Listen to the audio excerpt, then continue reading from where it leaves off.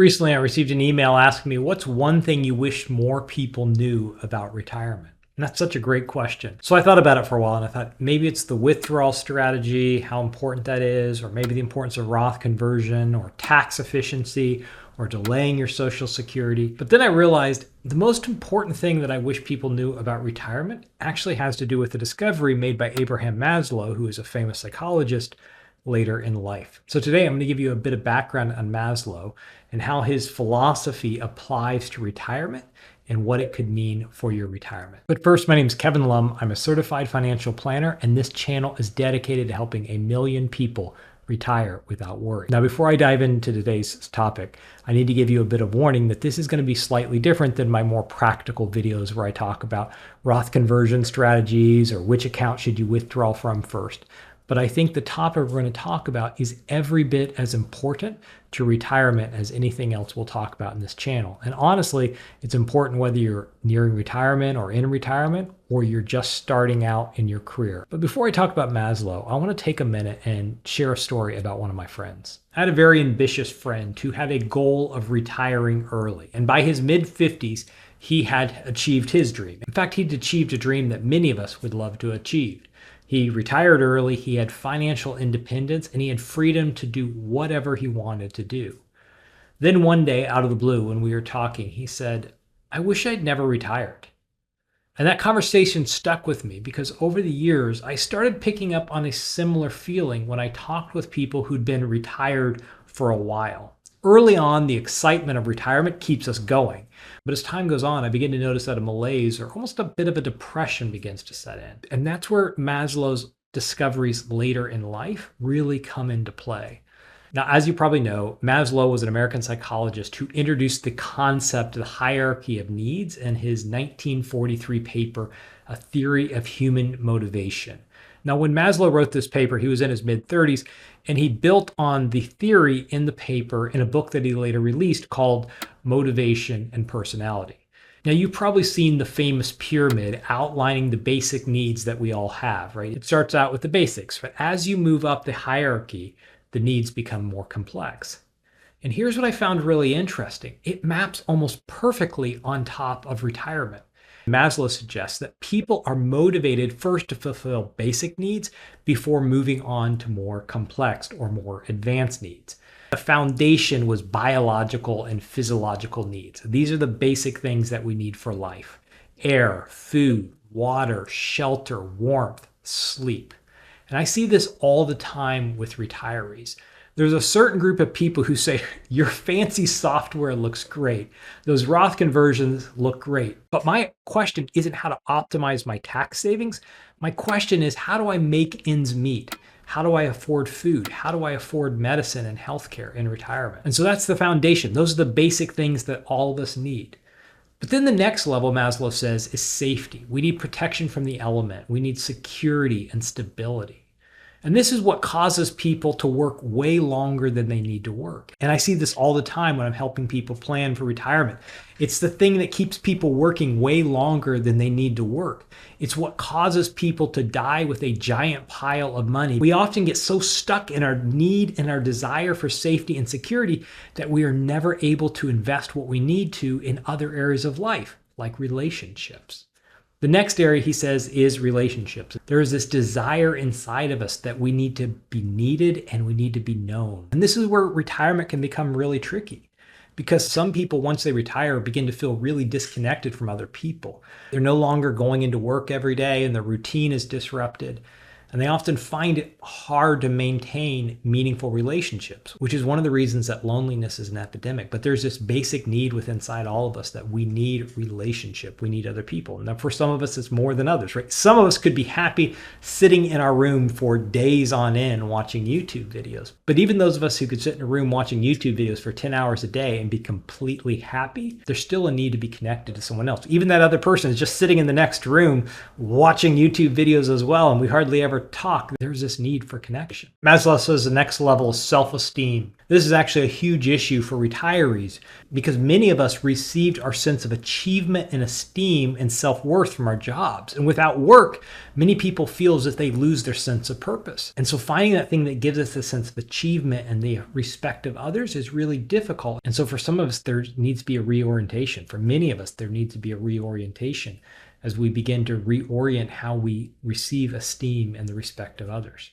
The first four needs that Maslow looked at are often referred to as deficiency needs.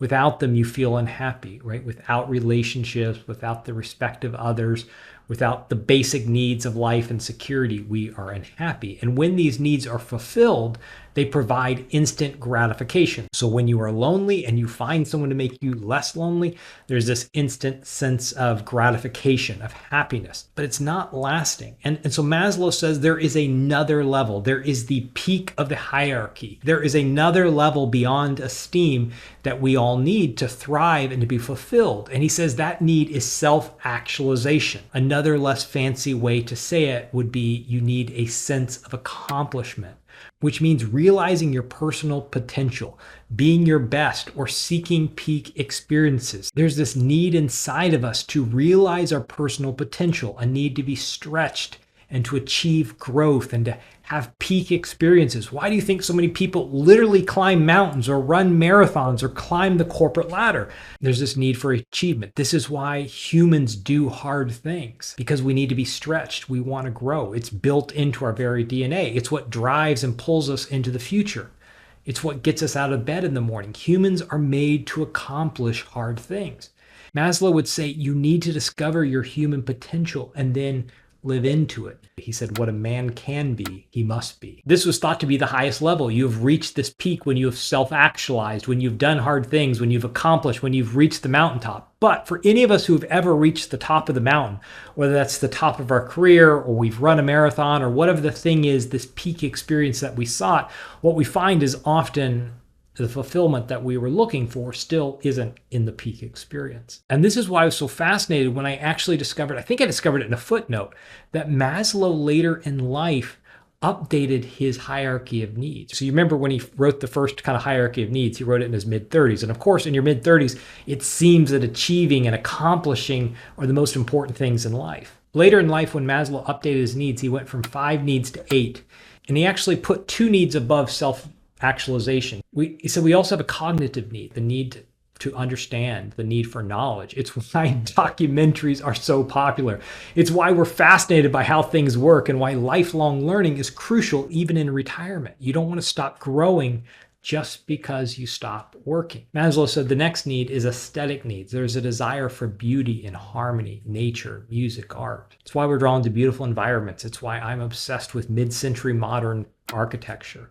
It's why we decorate our homes. It's why we care about design. It's why people spend time in nature or they create art. But what I found really interesting is Maslow says now that the peak is not self-actualization.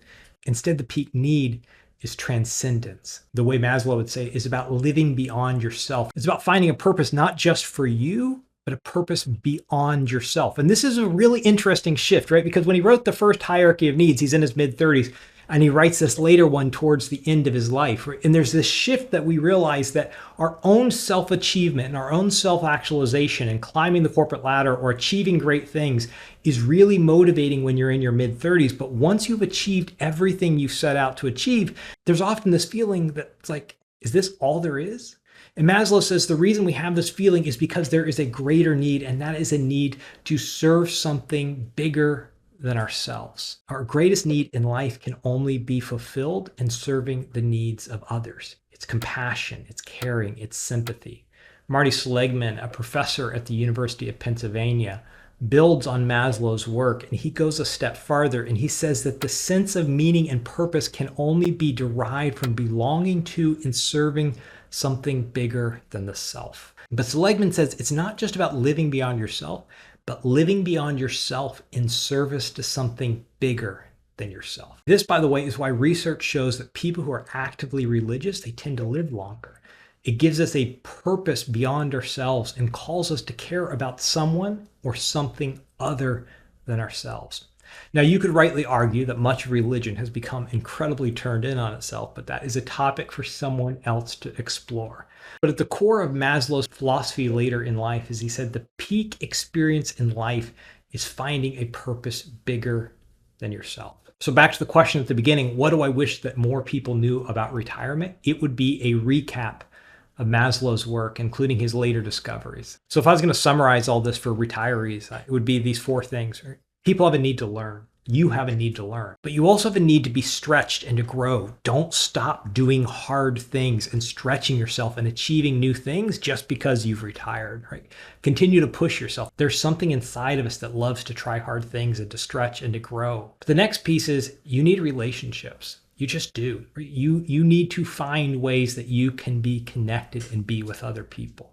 And this will probably be one of the harder challenges for you as you enter retirement. It just becomes harder and harder and harder to stay connected. But the research shows over and over and over and over again is that we are healthier and we live longer and we are happier if we are connected to other people. And the final thing is you need a purpose beyond yourself. And this is one of the questions I often ask people when we talk about money. I always say, look, money is just a means to an end. You have to give it a purpose. The same thing can be said about retirement. What are you going to do with your retirement years? What's the purpose for your retirement?